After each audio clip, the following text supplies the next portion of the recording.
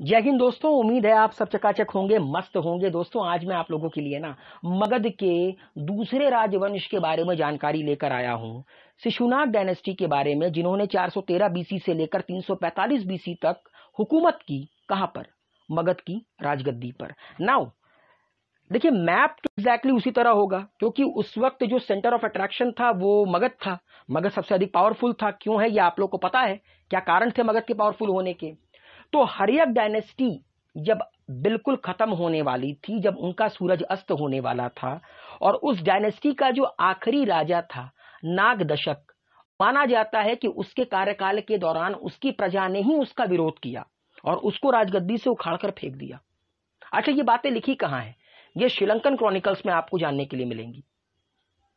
तो माना यह जाता है कि जब हर्यक डायनेस्टी, जो कि पहली राजवंश थी, जब वो कमजोर पड़ने लगी और उसका आखिरी राजा नागदशक राजगद्दी पर बैठा, तो वहां के लोगों ने उसका प्रोटेस्ट किया और उसी के कार्यकाल में, उसी के कैबिनेट में एक अमात्य था, अमात्य मतलब मिनिस्टर, जिसका नाम था शिशुनाग। उसको उन्होंने राजगद्दी पर बिठा दिया। किन्होंने? जनता ने, जनता जनार्दन ने।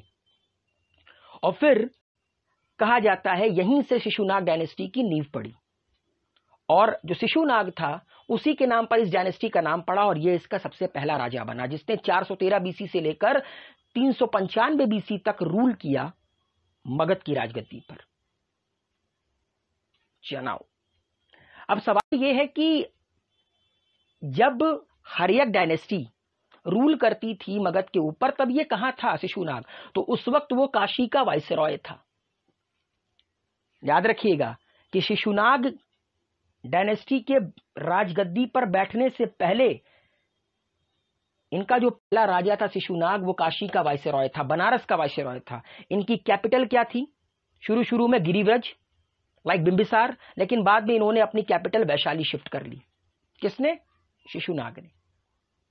और इसका सबसे बड़ा अचीवमेंट क्या था? The most important achievement of Shishunaga was the destruction of the power of Avanti with its capital at Ujjain.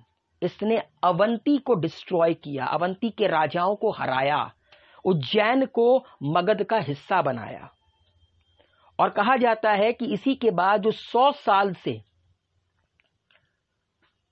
से ज्यादा लंबी चली आ रही थी दुश्मनी, किसकी? मगध और अवंती की, वो खत्म होती है। अवंती मगध का हिस्सा बन जाता है, और ये तब तक हिस्सा रहता है जब तक मौर्यंस रूल कर रहे होते हैं। किसके ऊपर? मगध के ऊपर। तो याद रखिएगा, अगर ये पूछा गया कि किसके कार्यकाल के दौरान अवंती, जिसकी कैपिटल उज्जैन थी, वो मगध का हिस्सा बनी, ये श्रेय जाता है किसको? शिशुनाग को। इसके बाद इसका बेटा राजगद्दी पर बैठा। इसका मेन अचीवमेंट सिर्फ इतना ही था, क्योंकि एंशिएंट हिस्ट्री के बारे में ज्यादा लोगों को जानने को मिलता नहीं है, उतनी किताबें अवेलेबल नहीं है।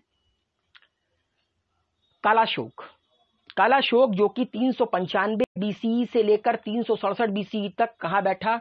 राजगद्दी पर बैठा। According to Purana, Shishunaga was succeeded by his son Kakavarna. इसको काकावर्ण भी कहा जाता था, लेकिन सिन्हाला क्रॉनिकल्स में, श्रीलंकन क्रॉनिकल्स में इसका नाम क्या था? कालाशोक। और याद रखिएगा, जब इनके पिता राजगद्दी पर बैठे हुए थे, तब ये वाराणसी के गवर्नर थे, तब ये काशी के गवर्नर थे, काशी के वाइसरॉय थे। तो कोइंसिडेंस देख लीजिए कि जब इनके फादर राजगद्दी पर नहीं थे, हर्यक डायनेस्टी रूल करती थी, तब इनके फादर काशी के गवर्नर थे, और जब इनके फादर राजगद्दी पर बैठे मगध पर, तब इनको काशी का गवर्नर बनाया गया। एंड इनका सबसे इंपॉर्टेंट काम यह था कि इन्होंने दूसरा बुद्धिस्ट काउंसिल करवाया 383 बीसी में। कहां पर? वैशाली में। और फाइनली अपने कैपिटल को ट्रांसफर किया पाटलिपुत्र में। ठीक है, जैसा कि आप लोग को पता है कि पहला बुद्धिस्ट काउंसिल 483 बीसी में हुआ था, राजगीर में। किसने करवाया था? कमेंट बॉक्स में लिखकर सबमिट कीजिए, जिसके बारे में हम लोग लास्ट वीडियो में बात कर चुके हैं। वो हर्यक डायनेस्टी का राजा है, वो हर्यक डायनेस्टी का दूसरा राजा है। कमेंट बॉक्स में लिखकर सबमिट कीजिए। एंड दूसरा बुद्धिस्ट काउंसिल कालाशोक ने करवाया था। कहां पर? वैशाली में। कब? 383 बीसी में, और उसके बाद अपनी कैपिटल को शिफ्ट कर लिया था। अकॉर्डिंग टू हर्ष चरित्र की जो किताब है, उसके अकॉर्डिंग इसी के कैपिटल के पास, मतलब इसकी राजधानी के पास, इसके गले में खंजर मारकर इसकी हत्या कर दी गई थी। और बुद्ध ट्रेडिशन के अकॉर्डिंग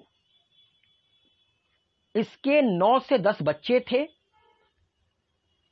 जिनको उग्रसेन नंद ने, जो नंद डायनेस्टी का फाउंडर था, जिसको महापद्मानंद भी कहा जाता था, उसने बड़ा परेशान किया, क्योंकि अब अगली राजगद्दी उन्हीं को मिलने वाली थी, अगली डायनेस्टी वही होने वाली थी।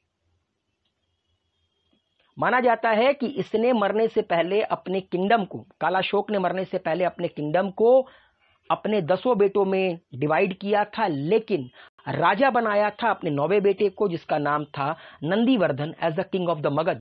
मगध का राजा इसने इसको बनाया, और जिसको मारकर महापद्मानंद राजगद्दी पर बैठते हैं और फिर नंद वंश की शुरुआत होती है।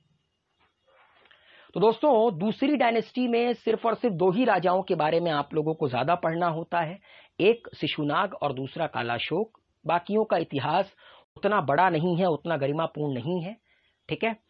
तो मुलाकात होगी आप लोगों से अगले उसमें, जब हम बात करेंगे नंद डायनेस्टी के बारे में। तब तक आप लोग मस्ती में रहिए, खुश रहिए, सेफ रहिए। Thank you, take care, and please यहां तक आ गए हो तो लाइक भी कर लो, सब्सक्राइब भी कर लो, उत्तर भी दे लो।